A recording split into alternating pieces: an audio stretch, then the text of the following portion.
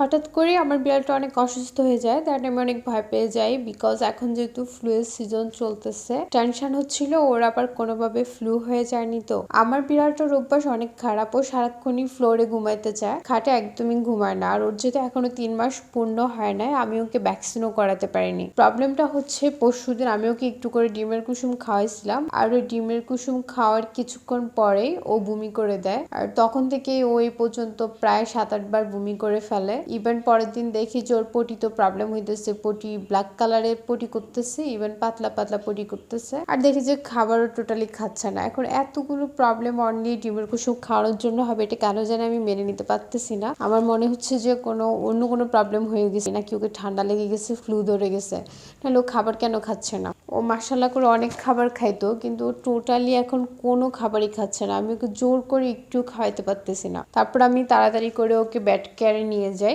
Bat care ওইখানে যে ডক্টরটা ছিল ওনাকে সবকিছু খুলে বলি। তারপর উনি বলে যে আমার মনে হয় না ওর ফ্লু হয়েছে, বিকজ ফ্লু যদি হইতো তাহলে ওর গায়ে একটু হলেও জ্বর থাকতো, কিন্তু ওর গায়ে টোটালি কোনো জ্বর নেই। আপনি অযথা ঘাবড়াবেন না, আমার মনে হচ্ছে ওর খাবারের কারণে প্রবলেমটা হয়েছে। আপনি ওকে কখনোই আর ডিমের কুসুম খাওয়াবেন না।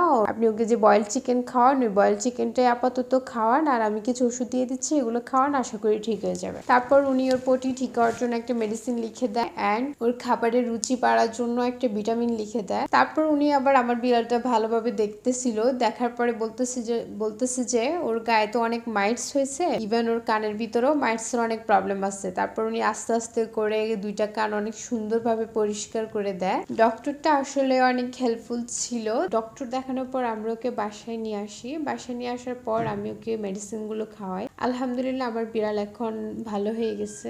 আসলে আমি খুব ভয় পেয়ে যাই, বিকজ এখন যেহেতু ফ্লু এর সিজন চলতেছে আর আমি ওরে ভ্যাকসিনও করাতে পারিনি, এই জন্য একটু তো ভয় কাজ করে। ইভেন আমি অনেক ঘাবড়ে গেছি। আসলে এই সময়টাতে শীতকালে বিড়ালের একটু বেশি যত্ন নেওয়া উচিত। আর আমি উল্টাপাল্টা ওরে ডিমের কুসুম খাওয়াই ফেলছি, বিকজ ডিমের কুসুমটা খাইতে ও দেখতেছে অনেক পছন্দ করছে। তারপর আমি ওকে আরেকটা ডিম হাফ বয়েল করে ডিমের কুসুম কাঁচা কাঁচা রেখে খাওয়াইছি, একদম ভালো মতো বাসটাও খাইছি। আমি জানি না সব বিড়াল ডিমের কুসুম খেতে পারে কিনা বা খেতে পছন্দ করে কিনা, কিন্তু আমার বিড়ালকে ডিমের কুসুম খাওয়ানোর পরেই প্রবলেম হয়েছে। এই জন্য আমি সাজেস্ট করবো যে কখনই বিড়ালকে ডিমের কুসুম খাওয়ানো উচিত না। বিশেষ করে কেউ যদি এমন হয় যে ফার্স্ট টাইম আর কখনো ডিমের কুসুম খাওয়াও নাই বা ডিম খাওয়াও নাই, তখন কখনোই ডিমের কুসুমটা ট্রাই করবা না। আমার বিড়ালের জন্য সবাই অনেক অনেক প্রে করো। ভালো থেকো সবাই, আল্লাহ হাফেজ।